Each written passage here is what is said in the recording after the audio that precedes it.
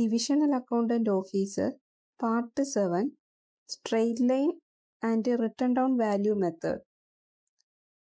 Question number 88.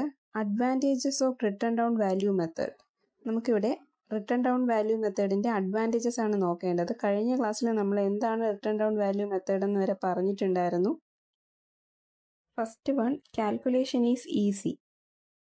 Calculation ഈസിയാണ്. Return down വാല്യൂവിൻ്റെ calculation എന്താണ്? വളരെ ഈസിയാണ്. കാരണം നമുക്കൊരു ബാലൻസ് ഉള്ള എമൗണ്ടിൽ നിന്ന് ഒരു ഫിക്സഡ് റേറ്റ് കുറച്ച് പോയാൽ മതി. അപ്പം calculation is easy. Second, balanced charged on profit and loss account. This method is based on more realistic assumption. In initial year, depreciation on asset is more and the repair charge are less.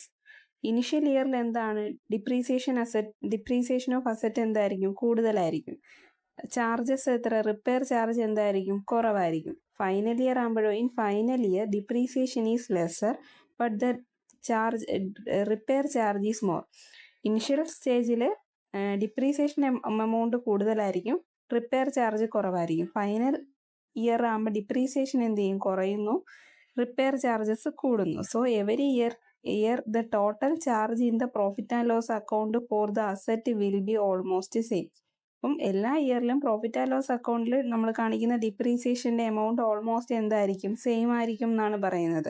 അപ്പോൾ variation എവിടെ ഉണ്ടാവുള്ളൂ? Initial സ്റ്റേജിൽ ഡിപ്രീസിയേഷൻ്റെ amount, അസറ്റിൻ്റെ എമൗണ്ടിൽ നിന്ന് ഒരു fixed rate കുറയ്ക്കുന്നത് കൂടുതലായിരിക്കും, repair charges എന്തായിരിക്കും? കുറവായിരിക്കും. പക്ഷെ അത് ഗ്രാജുവലി ഫൈനൽ ഇയറിലോട്ട് വരുമ്പോഴത്തേക്കും ഡിപ്രീസിയേഷൻ്റെ എമൗണ്ട് ബാലൻസ് ചെയ്യുന്നല്ലേ. ബട്ട് ഓരോ ഇയറിലും ബാലൻസ് കുറഞ്ഞു വരുന്നതുകൊണ്ട് ഡിപ്രീസിയേഷൻ അക്കൗണ്ട് ഫൈനൽ ഇയറിൽ എന്തായിരിക്കും? കുറവായിരിക്കും. റിപ്പയർ ചാർജസ് എന്തായിരിക്കും? കൂടുതലായിരിക്കും. മൂന്നാമത്തെ point, suitable for fixed asset having long life and also for those assets where additions and extension are common. Suitable for asset with increase repairs and maintenance charges with passage of time. അപ്പോൾ written down value method എന്തിന് ഏത് അസറ്റിനാണ് suitable ആണെന്ന് പറയുന്നത്? Fixed asset having long life, ഒരുപാട് long ലൈഫിലേക്കുള്ള fixed അസറ്റിനാണ് suitable ആണെന്ന് പറയുന്നു. പിന്നെന്ത് പറയുന്നു? എന്തെങ്കിലും അഡീഷൻസോ എക്സ്റ്റൻഷൻ, അസറ്റിൽ എന്തെങ്കിലും എക്സ്റ്റൻഷൻ ഒക്കെ ഉണ്ടെങ്കിൽ ആ അസറ്റുകൾക്കാണ് സ്യൂട്ടബിൾ എന്ന് പറയുന്നു. പിന്നെ എവിടെയാണ് സ്യൂട്ടബിൾ ആവുന്നത്? റിപ്പയർ ചാർജസും മെയിൻ്റനൻസ് ചാർജസും ഉള്ള അസറ്റുകൾക്കും സ്യൂട്ടബിൾ ആണെന്ന് പറയുന്നു. നെക്സ്റ്റ് നാലാമത്തെ point, it result in almost equal burden of depreciation and repair expenses taken through every year on profit and loss account. Profit and loss അക്കൗണ്ടിൽ ഓൾമോസ്റ്റ് ഈക്വൽ ആയിട്ടുള്ള loss ആയിരിക്കും ഡിപ്രീസിയേഷനിലും repair എക്സ്പെൻസസിലും നമുക്ക് വരുന്നത്. റിപ്പയർ എക്സ്പെൻസ് ഒരു indirect expense, അത് നമുക്ക് പ്രോഫിറ്റ് ആൻഡ് ലോസ് അക്കൗണ്ടിൽ കാണിക്കണമല്ലോ. ഡിപ്രീസിയേഷനും റിപ്പയർ എക്സ്പെൻസസും നമുക്ക് പ്രോഫിറ്റ് ആൻഡ് ലോസിൽ കാണിക്കണം. അപ്പോൾ അത് ഈക്വൽ ബർഡൻ ആയിരിക്കും നമുക്ക് പ്രോഫിറ്റ് ആൻഡ് ലോസ് അക്കൗണ്ടിൽ റിസൾട്ട് ചെയ്യുന്നത്. അഞ്ചാമത്തേത്, income tax act accept this method for tax purpose. അപ്പോൾ നമ്മളൊരു ബിസിനസ്സിൽ റിട്ടേൺ ഡൗൺ വാല്യൂ മെത്തേഡാണ് ഡിപ്രീസിയേഷനിൽ ഫോളോ ചെയ്യുന്നതെങ്കിൽ അത് ടാക്സബിൾ ആണ്. ഈ method written down value method is taxable purpose ആണ്, ടാക്സിനെ ആപ്ലിക്കബിൾ ചെയ്യുന്നുണ്ട്. 6, as a large proportion of cost is written off in every year, loss due to obsolescence get reduced.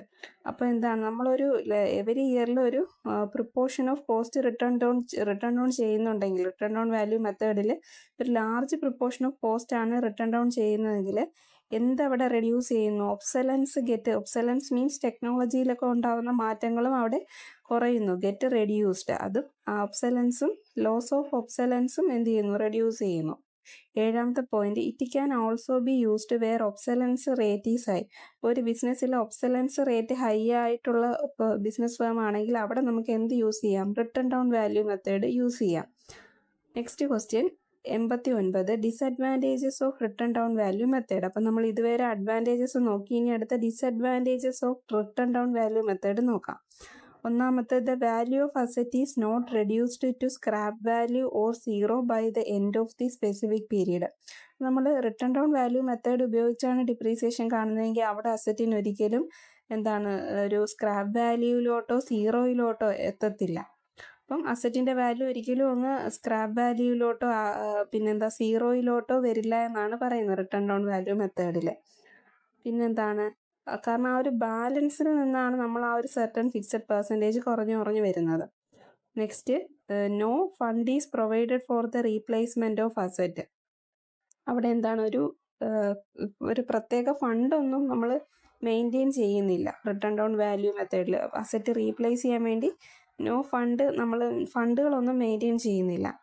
മൂന്നാമത്തെ point, interest charge on the amount spend on the asset is not considered on calculating depreciation. This make it unscientific. അപ്പം ഇവിടെ എന്താണ്, interest ഒന്നും charge ചെയ്യുന്നില്ല. നമ്മൾ ആ return of ചെയ്യുന്ന എമൗണ്ടുകൾക്ക് interest ഒന്നും ചാർജ് ചെയ്യുന്നില്ല. സോ അപ്പോൾ ഈ ഒരു മെത്തേഡ് എന്താണ്, അൺസയൻറ്റിഫിക് ആണെന്നാണ് പറയുന്നത്. 4, the amount of depreciation charged in the initial year usually more than the actual amount of depreciation. അപ്പം ആദ്യത്തെ ഇയറിൽ, ഇനിഷ്യൽ ഇയറിൽ നമ്മൾ ചാർജ് ചെയ്യുന്ന ഡിപ്രീസിയേഷൻ എന്ന് പറയുന്നത് യൂഷ്വലി മോർ ദ ആക്ച്വൽ ആയിട്ടുള്ള ഡിപ്രീസിയേഷനേക്കാളും കൂടുതലാണ് എന്നാണ് പറയുന്നത്. റിട്ടേൺ ഡൗൺ വാല്യൂ ഉപയോഗിച്ചാണ് ഫേമിൽ ഡിപ്രീസിയേഷൻ കാൽക്കുലേറ്റ് ചെയ്യുന്നതെങ്കിൽ നമ്മുടെ ആക്ച്വൽ ഡിപ്രീസിയേഷനേക്കാളും കൂടുതലായിരിക്കും ഇനിഷ്യൽ ഇയറിൽ വരുന്ന ഡിപ്രീസിയേഷൻ എമൗണ്ട് എന്ന് പറയുന്നത്. 5, it is difficult to ascertain the suitable value of depreciation. അപ്പോൾ സ്യൂട്ടബിൾ ആയിട്ടുള്ള വാല്യൂ ഓഫ് ഡിപ്രീസിയേഷൻ കാണാൻ ഡിഫിക്കൽട്ട് ആണെന്നാണ് പറയുന്നത് റിട്ടേൺ ഡൗൺ വാല്യൂ മെത്തേഡ്.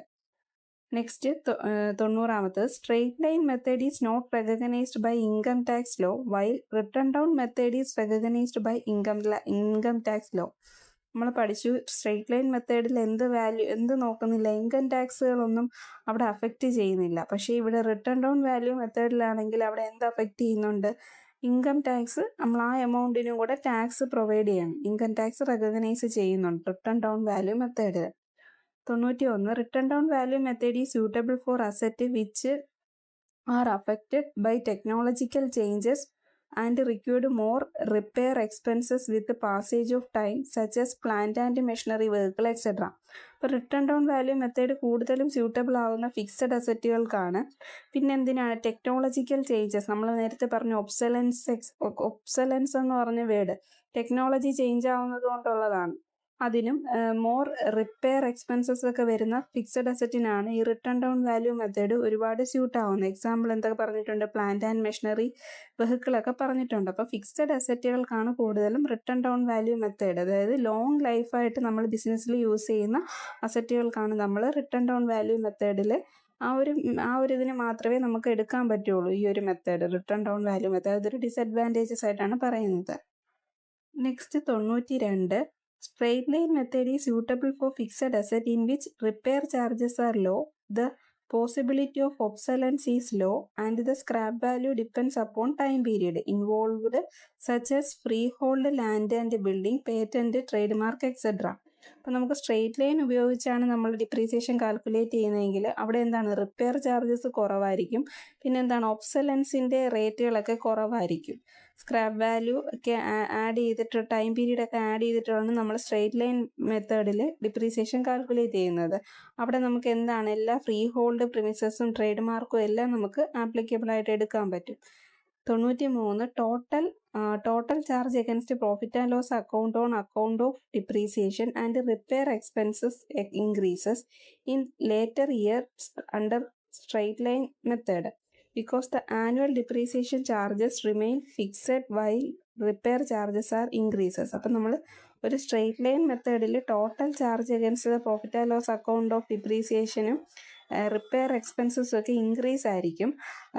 എവിടെ, because the annual depreciation charge remain fixed. കാരണം സ്ട്രെയിറ്റ് ലൈനിൽ ഒരു ഫിക്സഡ് ആയിട്ടുള്ള റേറ്റും ആ ഒരു ഫിക്സഡ് എമൗണ്ട് തന്നെയാണ് എല്ലാ വർഷവും നമ്മൾ എന്ത് ചെയ്യുന്നത്, ഡിപ്രീസിയേഷൻ എന്നുള്ള ഇതിൽ കാണിച്ചു പോകുന്നത്. ഒരു അസറ്റിൻ്റെ മേലിലുള്ള ഡിപ്രീസിയേഷൻ സ്ട്രെയിറ്റ് ലൈൻ വാല്യൂ മെത്തേഡിൽ എപ്പോഴും ഫിക്സഡ് എമൗണ്ട് തന്നെ ആയിരിക്കും. അപ്പോൾ പ്രോഫിറ്റ് ആൻഡ് ലോസ് അക്കൗണ്ടിൽ എന്താണ്, റിപ്പയർ ചാർജസും ബാക്കിയുള്ള ഡിപ്രീസിയേഷൻ എമൗണ്ടും ഒക്കെ ഇൻക്രീസ് ആയിട്ടായിരിക്കും കാണിക്കുന്നത്. 94, the total charge against profit and loss account on account of depreciation and repair expenses decline in later year under written down value method. Therefore, the total of depreciation and repair charges remain similar in equal year after year. ഇപ്പം നമ്മൾ written down value method ഉപയോഗിച്ചിട്ടാണെങ്കിൽ അവിടെ എന്താണ്, ഡിപ്രീസിയേഷൻ്റെ എമൗണ്ടും repair എക്സ്പെൻസസും decline കുറവായിരിക്കും. Every ഇയറിൽ അതെന്താണ് കുറഞ്ഞാണ് വരുന്നത്. Therefore the total depreciation and repair expenses remain similar ആയിരിക്കും every ഇയറിൽ. അപ്പോൾ ഒരു 10 വർഷത്തേക്ക് നമ്മൾ റിട്ടേൺ ഡൗൺ വാല്യൂ മെത്തേഡിലാണെങ്കിൽ അതെന്താ ഡിക്ലൈൻ സ്റ്റേജിലോട്ട് നമുക്ക് പോകുന്നത് കാണാം. ഡിപ്രീസിയേഷനും റിപ്പയർ എക്സ്പെൻസസും ഒക്കെ ഒരു ഡിക്ലൈൻ സ്റ്റേജിലോട്ട് പോകുന്നത് കാണാം. കാരണം എമൗണ്ട് ഫിക്സ് ആയിരിക്കത്തില്ല. ബാലൻസ് കിട്ടുന്ന എമൗണ്ടിൽ നിന്നല്ലേ നമ്മൾ ഡിപ്രീസിയേഷൻ എമൗണ്ട് കാൽക്കുലേറ്റ് ചെയ്ത് പോകുന്നത്. അടുത്തത് next 95 difference between straight line method and written down value method. അപ്പോൾ ഒന്നാമത്തെ സ്ട്രെയിറ്റ് ലൈൻ മെത്തേഡിൽ എന്താ പോയിന്റ് പറഞ്ഞേക്കുന്നത്? Amount of depreciation is same in every year. അപ്പം നമുക്കറിയാം സ്ട്രെയിറ്റ് ലൈൻ മെത്തേഡിൽ എമൗണ്ട് ഓഫ് ഡിപ്രീസിയേഷൻ എല്ലാ വർഷവും സെയിം ആയിരിക്കും. റിട്ടേൺ ഡൗൺ വാല്യൂ മെത്തേഡിലോ? റിട്ടേൺ ഡൗൺ വാല്യൂ മെത്തേഡിൽ the amount of depreciation goes on reducing every year after year. ഓരോ വർഷവും ഡിപ്രീസിയേഷൻ എമൗണ്ട് റെഡ്യൂസ് ചെയ്തുകൊണ്ടിരിക്കും. റിട്ടേൺ ഡൗൺ വാല്യൂ മെത്തേഡാണ് ഫോളോ ചെയ്യുന്നതെങ്കിൽ എമൗണ്ട് ഓഫ് ഡിപ്രീസിയേഷൻ റെഡ്യൂസ് ചെയ്തുകൊണ്ടിരിക്കും എവരി ഇയറിൽ. സെക്കൻഡ്, സ്ട്രെയിറ്റ് ലൈൻ മെത്തേഡിൽ the depreciation is calculated on original cost of asset. ഇപ്പം നമ്മൾ പഠിച്ചു സ്ട്രെയിറ്റ് ലൈൻ മെത്തേഡാണ് ഫോളോ ചെയ്യുന്നതെങ്കിൽ അവിടെ അസറ്റിൻ്റെ ഒറിജിനൽ കോസ്റ്റിലാണ് നമ്മൾ ഡിപ്രീസിയേഷൻ കാൽക്കുലേറ്റ് ചെയ്യുന്നത്. റിട്ടേൺ ഡൗൺ വാല്യൂലോ depreciation is calculated on reduced balance on asset. അപ്പോൾ നമ്മൾ അവിടെ എന്താണ് അസറ്റിൻ്റെ റെഡ്യൂസ് ചെയ്യുന്ന ബാലൻസിനെ ബേസ് ചെയ്തിട്ടാണ് നമ്മൾ ഡിപ്രീസിയേഷൻ്റെ എമൗണ്ട് കാൽക്കുലേറ്റ് ചെയ്യുന്നത്. ഇവിടെ റെഡ്യൂസിങ് ബാലൻസ് ഓഫ് അസറ്റും അവിടെ ഒറിജിനൽ സ്ട്രെയിറ്റ് ലൈനിൽ ഒറിജിനൽ കോസ്റ്റ് ഓഫ് അസറ്റിലുമാണ് കാൽക്കുലേറ്റ് ചെയ്യുന്നത്. മൂന്നാമത് സ്ട്രെയിറ്റ് ലൈൻ മെത്തേഡിൽ the value of asset can be written down to 0 or scrap value. അപ്പോൾ നമുക്ക് എന്താണ് നമ്മുടെ സ്ട്രെയിറ്റ് ലൈൻ മെത്തേഡ് ഉപയോഗിച്ചിട്ടാണെങ്കിൽ നമുക്ക് അസറ്റിൻ്റെ വാല്യൂ നമുക്ക് 0 സ്ക്രാപ്പ് വാല്യൂയിലോട്ടോ കൊണ്ടെത്തിക്കാം. പക്ഷേ റിട്ടേൺ ഡൗൺ വാല്യൂ മെത്തേഡിൽ എങ്ങനെയാണ്? The value of asset cannot be written down or to 0. അപ്പം റിട്ടേൺ ഡൗൺ വാല്യൂയിലാണെങ്കിൽ ഒരിക്കലും അതൊരു സ്ക്രാപ്പ് വാല്യൂയിലോട്ടോ 0 എത്തില്ല. നെക്സ്റ്റ് നാലാമത്തെ point, the total charge of profit and loss account for depreciation and repair will be lesser in the initial. അപ്പോൾ ഇവിടെ എന്താ പറയുന്നത്? Straight line മെത്തേഡിൽ total charge profit and loss അക്കൗണ്ടിൽ ചാർജ് ചെയ്യുന്ന ഡിപ്രീസിയേഷൻ ഇനിഷ്യൽ സ്റ്റേജിൽ എന്തായിരിക്കും? ലെസർ ആയിരിക്കും സ്ട്രെയിറ്റ് ലൈൻ മെത്തേഡിൽ. റിട്ടേൺ ഡൗൺ വാല്യൂ മെത്തേഡിലോ the total charge of profit and loss account for depreciation and repair will almost be equal for every year throughout the life of the asset. അതായത് equal ആയിരിക്കും. Written down value മെത്തേഡിൽ total depreciation profit and loss അക്കൗണ്ടിൽ charge ചെയ്യുന്നത് equal ആയിട്ടായിരിക്കും കാണിക്കുന്നത്. Next difference straight line മെത്തേഡിൽ this method is useful for asset of lesser value such as furniture, plant and machinery, vehicle etcetera. അപ്പം എന്താണ് straight line method ഏതൊക്കെ fixed അസറ്റുകളായ lesser value ആയിട്ടുള്ള ചെറിയ വാല്യൂ ആയിട്ടുള്ള അസറ്റുകൾക്ക് യൂസ്ഫുൾ ആണ്. റിട്ടേൺ ഡൗൺ വാല്യൂ മെത്തേഡോ this method is useful for the asset more than value of patent, trademark etcetera. Written down value method നമ്മൾ പഠിച്ചു. അത് ലോങ് ടേമിലേക്കാണ് നമ്മൾ ഉപയോഗിക്കുന്നത് written down value method. Next 96ാമത്തെ question, what are the method for recording depreciation? Depreciation record ചെയ്യുന്നതിന് 2 മെത്തേഡുകളാണ് ഉള്ളത്. In the books of account there are 2 type of arrangements. First one, charging depreciation with the asset account. Second, creating provision for depreciation or accumulated depreciation account. Next 97, what is charging depreciation as asset account method? In this method, depreciation is deducted from the depreciable cost of the asset, credited to asset account and charged or debited to P&L account. നമുക്കിതിൽ charge on depreciation to asset. അപ്പം ഇവിടെ എന്താണ് അസറ്റിൽ നിന്നാണ് നമ്മൾ depreciation charge ചെയ്യുന്നത്. അപ്പം ഡയറക്റ്റായി depreciation അസറ്റിലേക്കാണ് charge ചെയ്യുന്നത്. അപ്പം ഇവിടെ നമുക്ക് 3 ജേണൽ എൻട്രീസ് ആണ് മെയിനായിട്ട് വരുന്നത്. ഇപ്പോൾ ഒരു ഫർണിച്ചറാണ് നമുക്ക് അസറ്റെങ്കിൽ ആ ഫർണിച്ചർ നമ്മൾ പർച്ചേസ് ചെയ്യുമ്പോഴുള്ള journal entry furniture account debtor to cash. അത് നമ്മൾ ഒറിജിനൽ കോസ്റ്റിനാണ് ആ അസറ്റിൻ്റെ എമൗണ്ട് എഴുതുന്നത്, ഒറിജിനൽ കോസ്റ്റിൽ. അപ്പോൾ ഒരു ഫേമിൽ 2 രീതിയിലാണ് ഡിപ്രീസിയേഷൻ റെക്കോർഡ് ചെയ്യുന്നത്. ഫസ്റ്റ് മെത്തേഡാണ് charging depreciation to asset account. അതിൽ നമുക്ക് 3 ജേണൽ എൻട്രി ആയിട്ട് അതിനെ പറയാം. ഫസ്റ്റ് നമ്മൾ അസറ്റ് വാങ്ങിക്കുമ്പോഴുള്ള journal entry, asset account debtor to cash. അപ്പോൾ അവിടെ നമ്മൾ അസറ്റിനെ റെക്കോർഡ് ചെയ്യുന്നത് അസറ്റിൻ്റെ കോസ്റ്റിലാണ്. അപ്പോൾ കോസ്റ്റ് പ്രൈസ് എന്ന് വെച്ചാൽ original cost means all direct expenses എല്ലാം ഇൻക്ലൂഡ് ചെയ്തിട്ടുള്ള എമൗണ്ടിനാണ് നമ്മൾ അസറ്റ് വാങ്ങിച്ചു. ഒറിജിനൽ കോസ്റ്റ് അങ്ങനെയാണ് നമ്മൾ എല്ലാം ഇൻക്ലൂഡഡ് ആണ്. എല്ലാ ഡയറക്റ്റ് എക്സ്പെൻസസും ഇൻക്ലൂഡ് ചെയ്തുകൊണ്ടുള്ള ഒറിജിനൽ കോസ്റ്റിനാണ് നമ്മൾ അസറ്റ് എൻട്രി ചെയ്യുന്നത്. ഇനി എല്ലാ വർഷവും ഡിപ്രീസിയേഷൻ ചാർജ് ചെയ്യണം, ആ എൻട്രി നോക്കാം.